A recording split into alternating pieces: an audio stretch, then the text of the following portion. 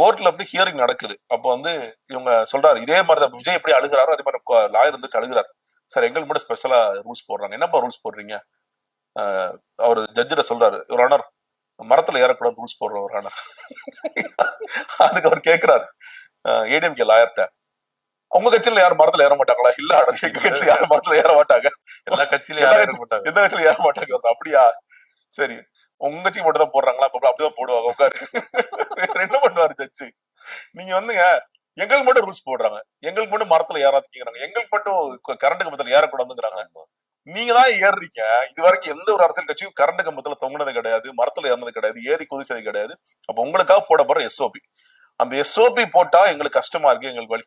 இன்னொன்னு எஸ்ஓபி போட்டாங்க, எஸ்ஓபி போடுறதுக்கு முன்னாடியும் சரி அதற்கு பிறகும் சரி இந்த எஸ்ஓபியில இருக்கிற ஒரு விதியாவது விஜய் மதிச்சாரா? இல்ல.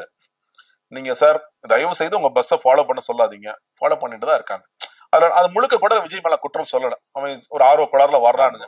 பட் ஆனா அந்த விஜய் கண்டிச்சாரா?